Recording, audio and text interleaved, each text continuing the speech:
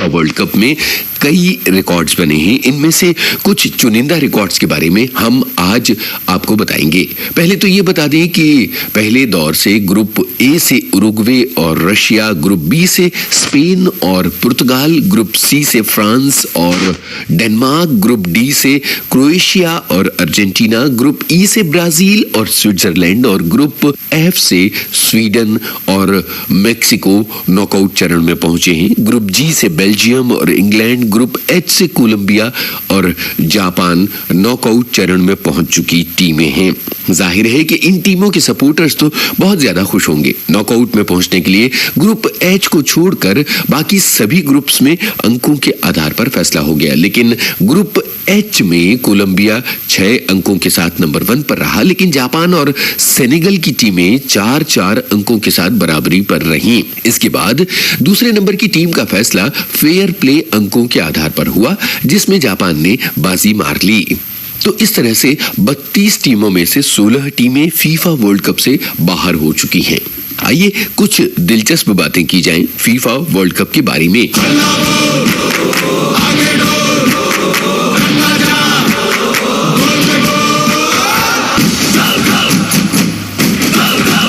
14 जून को शुरू हुआ FIFA world cup football tournament पूर्वी यूरोप में खेले जाने वाला पहला फुटबॉल वर्ल्ड कप बन गया है। इतना ही नहीं, 2 महाद्वीपों यूरोप और एशिया में एक साथ आयोजित किया जाने वाला ये पहला वर्ल्ड कप ही है। साथ ही यूरोप में इस टूर्नामेंट का 11वीं बार आयोजन किया गया है और ये एक रिकॉर्ड है।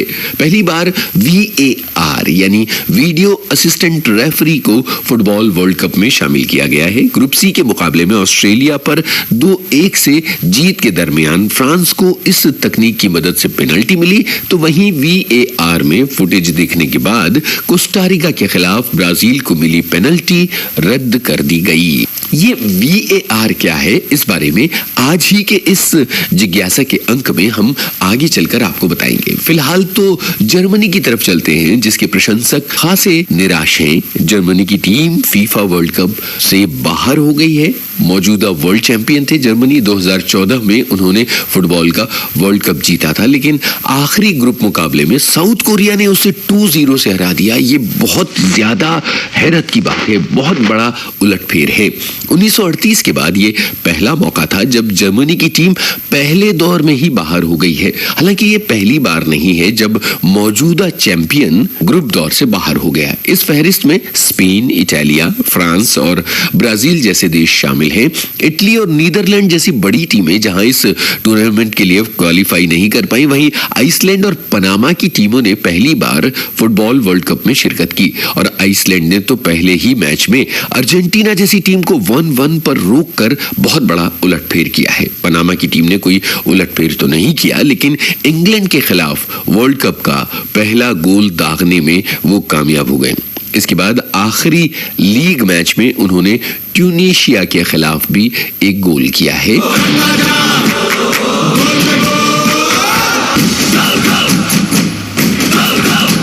अब जरा पेनल्टी किक के रिकॉर्ड के बारे में बात की जाए। ईरान और पुर्तगाल के बीच खेले गए वर्ल्ड कप के मैच के दौरान पेनल्टी किक के सभी रिकॉर्ड टूट गए। इस मैच में इस टूर्नामेंट की 19वीं पेनल्टी किक का इस्तेमाल किया गया, जो पिछले सभी वर्ल्ड कप से ज्यादा है। 1990 के वर्ल्ड कप में 18 पेनल्टी किक मिली थी। मजेदार बात यह है कि इस 19वीं पेनल्टी को टूर्नामेंट में हैट्रिक जमा चुके स्टार खिलाड़ी क्रिस्टियानो रोनाल्डो गोल में नहीं बदल सके और इस बात को लेकर भी काफी चर्चा है। इससे पहले मेसी भी इसी टूर्नामेंट में पेनल्टी किक पर चूक गए थे। स्टार खिलाड़ियों का पेनल्टी किक में इस तरह से चूक जाना हमेशा चर्चा का विषय बनता है। पहले दौर की समाप्ति के साथ ही टूर्नामेंट में पेनल्टी किक की संख्या 22 तक पहुंच चुकी है और इनमें से 17 मौकों पर गोल किए गए, जबकि 5 मौके ऐसे थे जबकि खिलाड़ी चूक गए। आत्मघाती गोल के बारे में हमने बीते हफ्ते भी बताया था। ग्रुप स्टेज खत्म भी नहीं हुए थे कि इस वर्ल्ड कप में आत्मघाती गोल का एक बड़ा रिकॉर्ड बन गया है। 2018 के वर्ल्ड कप में अब तक कुल 8 आत्मघाती गोल हो चुके हैं, जो किसी भी फीफा वर्ल्ड कप में सबसे ज्यादा हैं।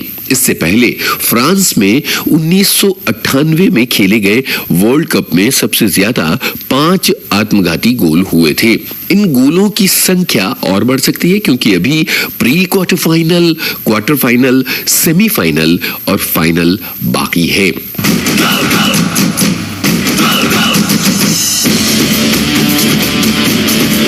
1954 में फीफा वर्ल्ड कप में 26 मैचों के बाद टूर्नामेंट में पहला गोल रहित मैच खेला गया था, यानी ऐसा मैच जो 0-0 पर फिनिश हुआ था। 2018 के वर्ल्ड कप में यह रिकॉर्ड टूट गया।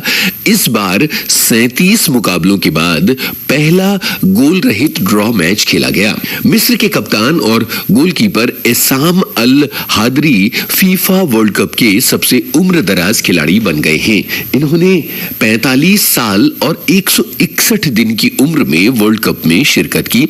इससे पहले तक वर्ल्ड कप के सबसे उम्रदराज खिलाड़ी कोलंबिया के गोलकीपर फरीद मोनरेगन थे, जिन्होंने 43 साल की उम्र में शिरकत की थी। स्पेन के खिलाफ पुर्तगाल के दिग्गज खिलाड़ी और कैप्टन रोनाल्डो ने अपनी टीम के पहले मैच के चौथे मिनट में ही गोल दाग दिया था। ये 1966 वर्ल्ड कप के बाद इस टूर्नामेंट में किया गया सबसे तेज गोल था। तब मैच के 1.35 सेकंड में गोल किया गया था। इसके साथ ही रोनाल्डो 4 वर्ल्ड कप में गोल करने वाले खिलाड़ी बन गए हैं।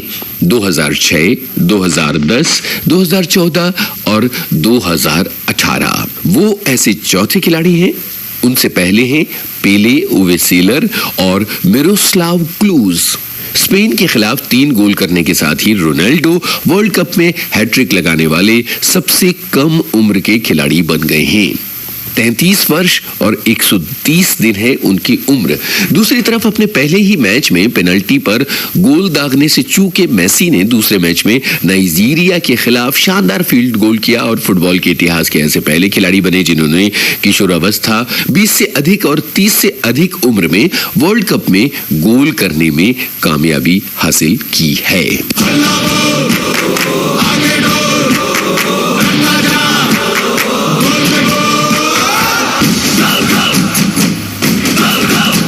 मेसी ने वर्ल्ड कप का पहला गोल 19 साल की उम्र में 2006 में किया था। 2010 में उन्होंने कोई गोल नहीं किया। 2014 में उन्होंने 4 गोल किए। 2018 में 1 गोल अभी तक उन्होंने किया।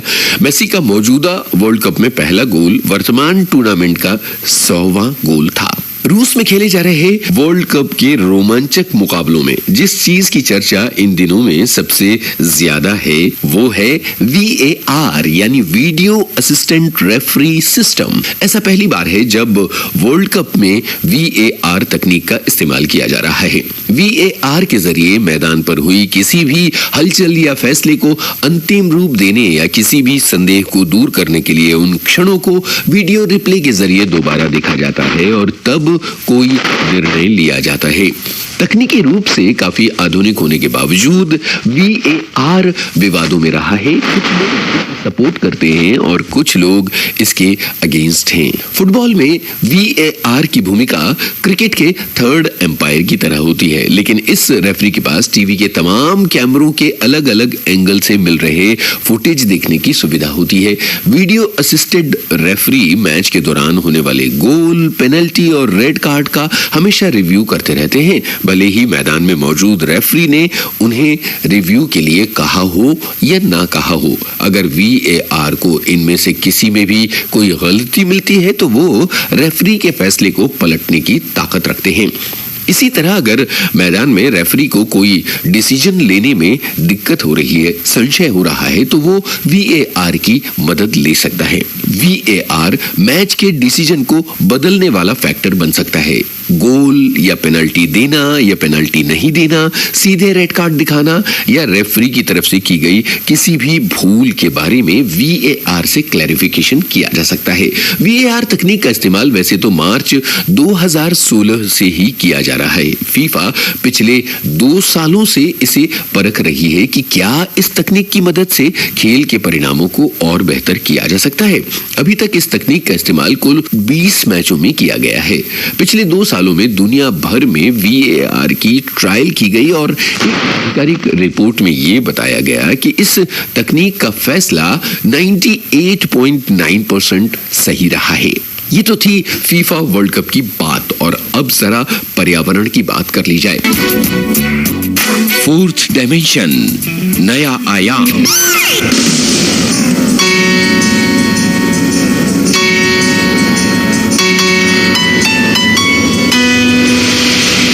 ग्लोबल वार्मिंग के इस माहौल में एसी क्या भूमिका निभा रहा है, हम आपको बताते हैं कि एसी पर्यावरण का किस तरह से नुकसान कर रहा है। दरअसल एयर कंडीशनर चलाने के लिए बिजली का ज्यादा इस्तेमाल होता है, और ये अतिरिक्त बिजली हमारे पर्यावरण को और गर्म बना रही है। पर्यावरण विज्ञानियों का कहना है कि साल 2001 के बाद के 17 में से 16 साल ज्यादा गर्म रहे हैं। इंटरनेशनल एनर्जी एजेंसी के मुताबिक 2050 तक एयर कंडीशनर चलाने के लिए लगने वाली एनर्जी आज के मुकाबले में 3 गुना हो जाएगी। इसका मतलब साल 2050 तक दुनिया भर के एयर कंडीशनर उतनी बिजली की खपत करेंगे जितनी अमेरिका, यूरोप संघ और जापान मौजूदा वक्त में मिलकर करते हैं। इसलिए वैज्ञानिक और तकनीक से जुड़ी कंपनियां कूलिंग सिस्टम को और ज्यादा असरदार बनाने की कोशिश कर रही हैं ताकि बिजली की खपत में कमी आ सके। मिसाल के लिए स्टैनफोर्ड यूनिवर्सिटी के शोधकर्ताओं ने एक खास तरह का सिस्टम डेवलप किया है। ये सिस्टम अत्याधुनिक सामग्री और नैनो फोटोनिक्स से बना है। इसमें एक बेहद पतला और रिफ्लेक्टिंग मटेरियल लगा है जो सूरज की सीधी रोशनी में भी हीट को दूर फेंक देता है। बात एसी की हो रही है तो आपको बता दें कि भारत सरकार के ऊर्जा मंत्रालय ने सलाह दी है कि एसी की डिफॉल्ट सेटिंग 24 डिग्री सेल्सियस पर रखी जाए ताकि एनर्जी बचाई जाए। ऊर्जा मंत्रालय का कहना है कि अगले 6 महीनों तक इस बारे में जागरूकता अभियान चलाया जाएगा और प्रतिक्रिया ली जाएगी। अगर सब कुछ ठीक रहा तो एसी को 24 डिग्री पर सेट करना अनिवार्य बनाया जा सकता है। इस तरह से एक साल में तकरीबन 20 अरब यूनिट बिजली बचाई जा सकती है। एसी पर 1 डिग्री सेल्सियस टेम्परेचर बढ़ाने से 6% एनर्जी बचती है। न्यूनतम तापमान को 21 डिग्री की बजाय 24 डिग्री पर सेट करने से 18% एनर्जी बचेगी। ये ऐसा पहला मामला नहीं है, दुनिया के दूसरे मुल्कों में भी ऐसा हुआ है। जापान में 28 डिग्री डिफॉल्ट टेम्परेचर है, हांगकांग में 25.5 और ब्रिटेन में इसे 24 डिग्री सेल्सियस पर तय किया गया है। जापान साल 2005 से इस बारे में अभियान चला रहा है जिसमें कंपनियों और आम घरों को एसी का तापमान 28 डिग्री सेल्सियस पर रखने के लिए प्रोत्साहित किया जाता है। दुनिया की जानी मानी हार्वर्ड यूनिवर्सिटी में इसे 23.3 से 25.6 डिग्री सेल्सियस रखने के लिए कहा जाता है, तो लंदन स्कूल ऑफ इकोनॉमिक्स में 24 डिग्री सेल्सियस के आसपास रखने के निर्देश हैं।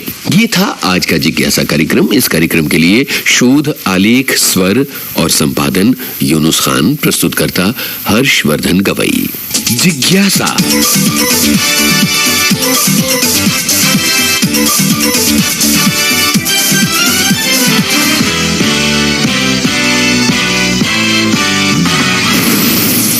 जिज्ञासा।